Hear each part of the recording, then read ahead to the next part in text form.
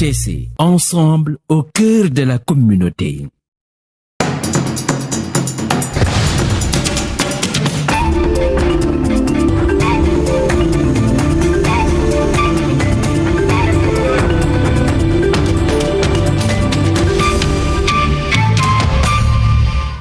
Mesdames et messieurs, bonsoir et bienvenue dans cette édition sur la radio-télévision communautaire RTC, mais d'abord les grandes lignes. Au sommaire de cette édition, les douanes du Nord affichent des résultats impressionnants avec plus de 14 milliards de francs CFA collectés en 2024. Cette performance a été annoncée lors de la célébration de la journée internationale des douanes à Saint-Louis. Ce record économique témoigne de l'efficacité des soldats de l'économie et des efforts constants pour contribuer au développement national. Un incendie d'une grande ampleur a détruit une partie du marché central de Ourossogui, causant des pertes estimées à plus de 5 millions de francs CFA. De nombreuses cantines et un important stock de légumes ont été réduits en cendres, plongeant ainsi les commerçants dans une situation difficile. À l'université d'Issine Saloum de Kaolack, les étudiants décrètent une grève de 48 heures pour dénoncer des infrastructures insuffisantes et des conditions d'études précaires. Les grévistes exigent des réponses concrètes pour améliorer leurs conditions d'études et menacent d'intensifier leur mobilisation sur leurs revendications ne sont pas prises en compte. Et puis la deuxième partie de cette édition, le dossier du jour en Casamance, les effets du changement climatique se font de plus en plus ressentir, perturbant ainsi les écosystèmes et menaçant les principales sources de revenus. Les femmes, souvent en première ligne, subissent les conséquences de ces bouleversements sur leur autonomie économique et leur sécurité alimentaire. Mesdames et messieurs, tels sont les titres. Tout de suite, le développement.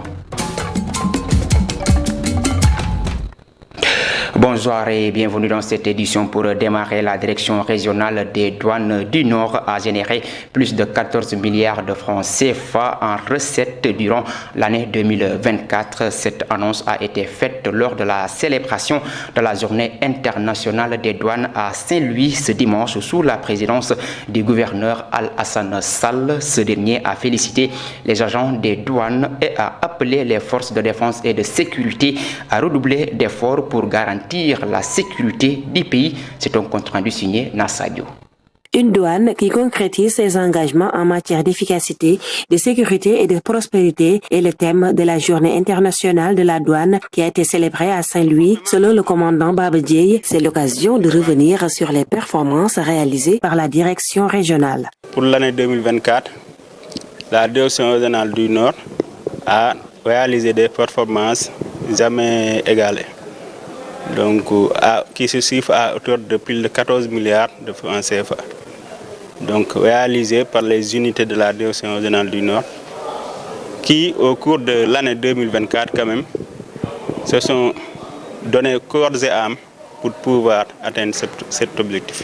La région de Saint-Louis constitue une zone stratégique avec plusieurs défis sécuritaires. Ainsi, le gouverneur de la région de Saint-Louis a magnifié la grande prouesse des douanes du Nord. En termes d'efficacité, de par sa contribution au budget de l'État, à travers des résultats hautement appréciables, notre douane a fini de démontrer son efficacité.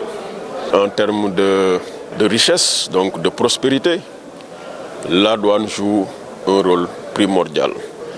Alors je voudrais exprimer notre fierté à l'endroit de ces hommes et de ces femmes. La cérémonie a été bouclée par des échanges et des projections afin de mieux vulgariser le travail des agents de la douane dans le développement de l'économie et pour la sécurité du pays.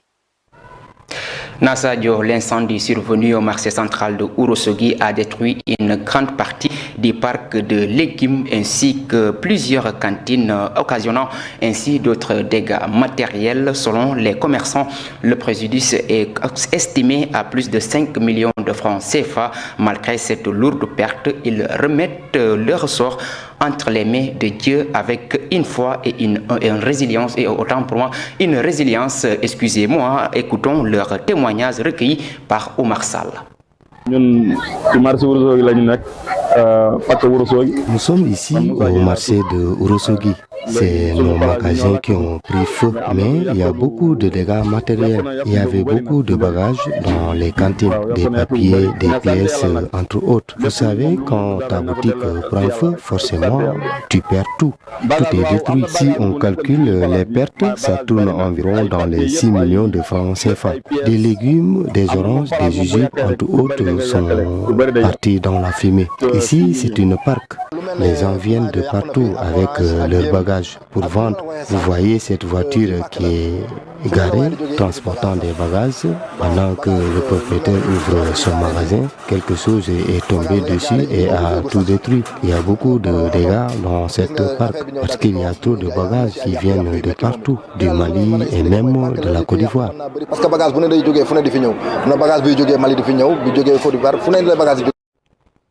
À présent, parlons éducation avec les étudiants de l'université du Sine Saloum El Hadj Ibrahima Niass de Kaolack qui ont décrété une grève de 48 heures à partir de ce lundi 27 janvier 2025 pour protester contre l'insuffisance des infrastructures pédagogiques, l'absence de matériel ou bien encore des ressources adéquates, mais aussi leurs mauvaises conditions d'études et les promesses non tenues par le ministre de l'Enseignement supérieur. Les étudiants affirment qu'en l'absence de réponse concrètes à leurs revendications, ils n'hésiteront pas à mettre en place d'autres actions de protestation. Écoutons à ce titre Hassan Gueye, leur porte-parole, au micro de Ousmane Dem.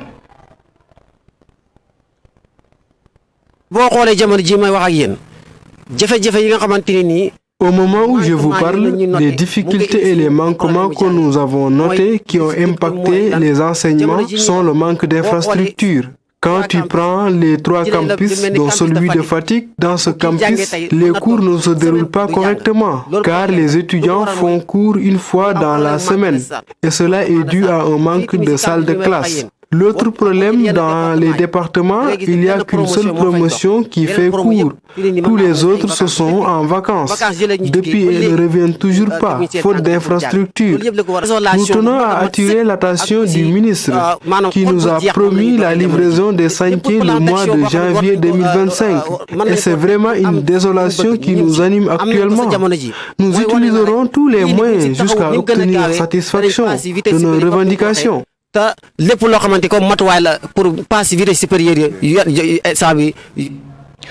Le regroupement des taxis urbains du Sénégal a organisé un rassemblement à Guédiawaye pour dénoncer la concurrence déloyale des multinationales et le transport irrégulier. Les chauffeurs de taxi demandent aux autorités de prendre des mesures urgentes pour résoudre les difficultés auxquelles ils sont confrontés. Ils menacent de durcir leur mouvement si aucune action n'est entreprise après ce sit-in. Écoutons Malik Diop, il est le chargé de communication du regroupement des taxis urbains du Sénégal. L'État du Sénégal puisse prendre des mesures adéquates pour régler les problèmes qui gangrènent le secteur du transport. En ce moment, nous rencontrons beaucoup de difficultés. Vraiment, nous sommes dans une désarroi totale. Et nous demandons à l'État du Sénégal, à l'administration sénégalaise, surtout le nouveau ministre du Transport, Moussa Yankoba Diémé, de prendre ses responsabilités, de rappeler à rôle ces multinationales qui sont en train de bafouer les lois et les règlements qui régissent ce système du transport au Sénégal. Oui. Donc, le 15 janvier passé, mercredi, le président de la République, lors de son dernier conseil des ministres, a ordonné son premier ministre et le ministre du Transport de prendre des mesures pour régler le problème du transport. Mais jusqu'à présent, ces problèmes ne sont pas encore résolus. Alors, les autorités sont en train de faire la sourde oreille comme si rien n'était. Donc, c'est pourquoi nous allons connaître nos plans de tant que les autorités ne prennent pas ces mesures. À Sénégal, nous, ce que nous dénonçons, c'est la sourde oreille que font nos autorités. C'est pour cela, on va continuer nos plans d'action. Si rien n'est fait les jours à venir, on va décliner nos 4e plan d'action et nous ne voulons pas prendre des mesures radicales pour le pousser de prendre des mesures. De l'autre côté, à Kaolack, la route Mérignac-Sahara est dans un état de dégradation avancée. Les conducteurs de moto Jakarta, craignant d'endommager leur engin, refusent de desservir la zone. L'impraticabilité de cet axe pousse également de nombreux taxis à éviter les quartiers qu'ils traversent au grand désarroi des habitants. Reportage Ousmane Dem. Cette route est devenue l'axe du mal. Pour y circuler, cela relève du parcours du combattant. Un exercice lassant qui demande parfois de passer par les trottoirs. Une situation qui intrigue ces conducteurs de moto Jakarta. Nous ressentons durement cette situation. C'est la raison pour laquelle nous sollicitons l'aide des autorités locales pour la réhabilitation de cette route. Il y a de quoi s'inquiéter dans la mesure où les dégâts collatéraux n'épargnent personne. On ne parvient plus à dormir à point fermé à cause de l'état chaotique de cette route qui est la source de nos problèmes. À cause de son état de délabrement avancé, cette route éloigne ces quartiers qu'elle traverse de la ville. De nos jours, beaucoup de chauffeurs de taxi n'empruntent plus cette taxe Mérignac-Sara car ils se trouvent dans un état de délabrement très avancé. Les autorités locales, notamment la municipalité de Kaolack, sont invitées à réhabiliter cette route. En prélude aux prochaines journées de nettoiement prévues chaque premier samedi du mois, un comité local de développement s'est tenu à Fissel. L'objectif principal était de remobiliser les populations car l'engouement initial autour de ces activités civiques a considérablement diminué au fil du temps. Pape Kairé, notre correspondant en Bourg, a participé à cette rencontre. C'est la première fois depuis l'instauration des journées nationales de mobilisation citoyenne par le chef de l'État que les autorités administratives de Fissel tiennent une réunion de coordination. Une rencontre qui a permis d'évaluer les journées précédentes afin d'impliquer davantage les populations. On a senti l'opportunité et l'ambition de faire un CLD pour remobiliser les troupes, comme on le dit, en vue du 1er février et des autres activités. Mais tout autant en renforçant le dispositif mis en place, qu'on appelle le comité de pilotage, l'élargir pour que tous les acteurs puissent s'y intégrer et pour aussi élargir le champ d'action. À travers, au-delà du CETAL, on va mettre en place aussi des activités de sensibilisation. Au cours de cette réunion, des contraintes ont été soulevées, notamment liées au manque de dépotoirs et de camions de ramassage des ordures dans la commune de Fissel. Il y a des ordures que les gens sortent des maisons, mais s'ils n'ont pas quelque part là où le déposer en attendant que le camion qui vient tous les 2 jours de la semaine, donc ça crée un problème. On va faire le plaidoyer devant le ministre de l'Environnement pour qu'il nous accompagne vers les autorités peut-être qui sont chargées de faire cela pour qu'ils nous affectent des bacs à ordures, mais aussi un camion de ramassage qui va faire le tour des villages, mais aussi du marché de Bafay. Pour des journées de nettoiement plus réussies, des stratégies ont été mises en place afin de mobiliser toutes les ressources nécessaires.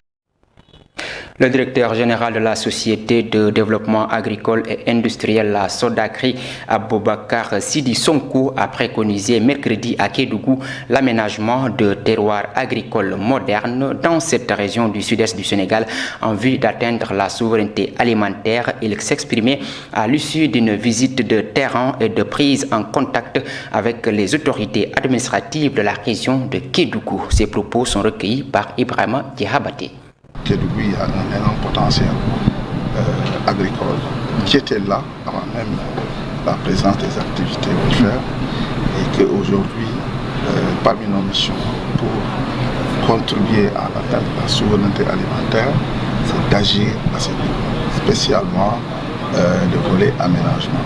Donc aménagement des territoires pour faire en sorte qu'on puisse cultiver, on puisse faire des envergures assez conséquentes et surtout en nous appuyant sur la mécanisation que nous avons constatée est assez faible au niveau donc de la région du Kédougou et nous en tant que société de développement agricole. La planification familiale reste un sujet interdit pour certaines femmes dont les maris nourrissent des précisés à ce propos. Des pères de famille interpellés sur la question soulignent qu'il faut avoir les moyens de ses choix avant de prôner une famille nombreuse. Par d'autres, ou bien pour d'autres, l'espacement des naissances demeure la meilleure solution pour assurer la stabilité du foyer. Anna Faye, reportage.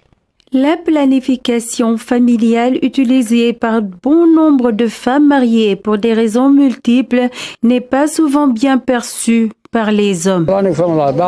La planification familiale, ce n'est pas une bonne chose. Toute femme qui le fait verra les conséquences. Toutes celles qui ont eu à le faire ont eu des maladies graves. Ce n'est même pas humain de le faire. Les musulmans doivent l'éviter et je refuse catégoriquement que mes épouses le fassent. Sa femme est une adepte de la planification familiale.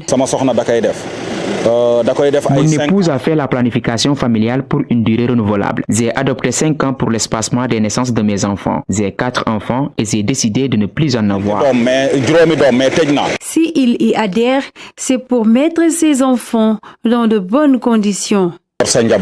Quand on mène une vie précaire, surtout avec la cherté du loyer et de la vie, sans limiter le nombre d'enfants qu'on veut avoir, pose problème. Un enfant, il faut le mettre dans de bonnes conditions. Ce père de famille a un avis partagé. Parce que pour moi, tant que je sais que la planification est interdite en l'islam. Si la femme est bien portante, je pense qu'elle ne doit pas le faire. En revanche, si sa santé ne lui permet pas de porter un enfant, je suis d'accord qu'elle le fasse. Un homme peut avoir un seul enfant sans pouvoir l'entretenir correctement, comme il peut avoir 10 enfants et s'occuper d'eux correctement. La planification des femmes est souvent mal perçue par les hommes qui évoquent le regard de la religion malgré l'état de santé de leurs épouses, parfois très altérées.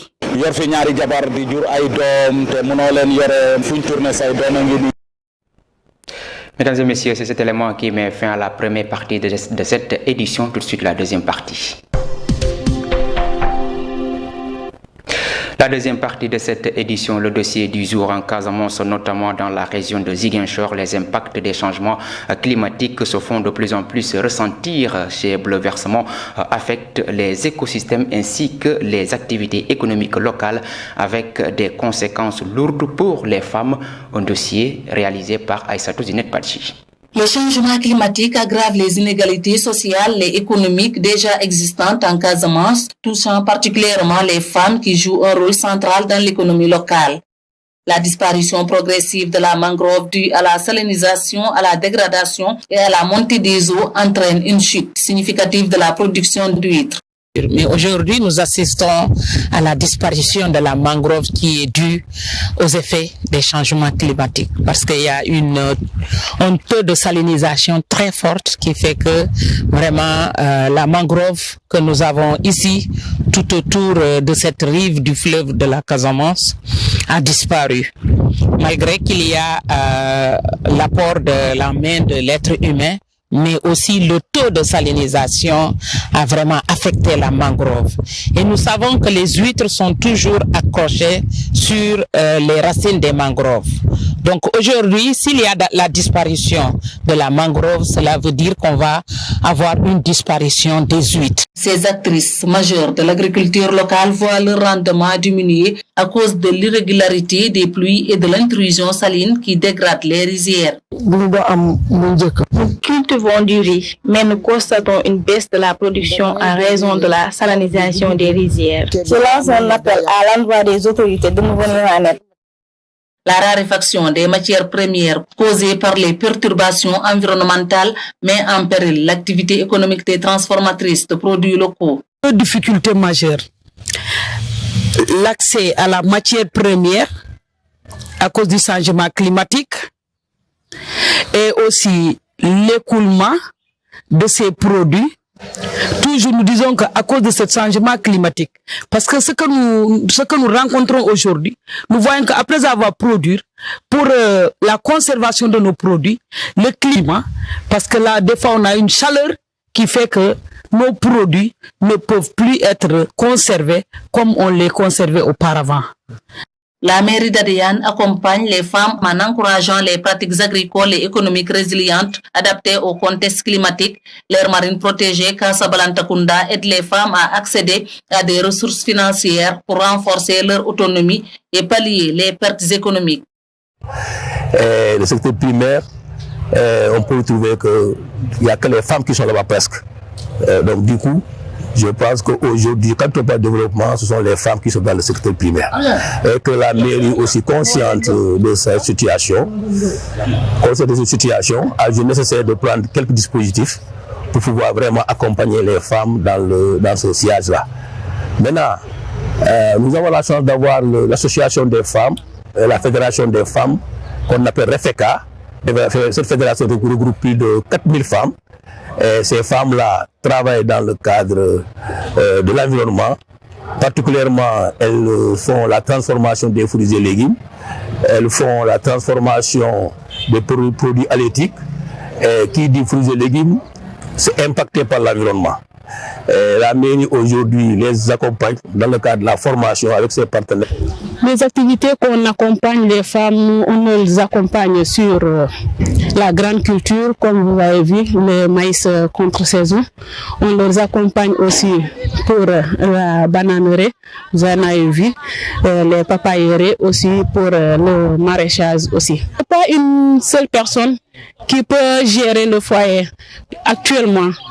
Parce que la vie est dure et difficile et partout. Donc, quand une femme est dans le GECOM, c'est pour accompagner son mari, aider son mari pour la scolarité des enfants, en plus pour la nourriture des enfants et tout. Il y a des femmes même qui, les premiers GECOM de l'autre côté, dans le salon, l'encadreur a même dit qu'il y a des femmes qui accompagnent leur mari dans la construction des bâtiments. Il y a des femmes qui font sortir leurs enfants, aller à l'étranger avec le GECOM. Plein de choses. Les femmes de Ziguinchor démontrent une forte capacité de résilience et de solidarité face à ces défis. Toutefois, pour garantir un avenir durable et protéger ces initiatives, il est crucial que les autorités locales renforcent leur appui institutionnel. Ces efforts conjoints permettront d'assurer la pérennité des activités des femmes en Casamance et de protéger l'équilibre environnemental de la région. Merci à vous, Aïssatou Zinette Badji. Mesdames et messieurs, c'est la fin de cette édition. Merci de l'avoir suivi sur la radio-télévision communautaire RTC. Au revoir.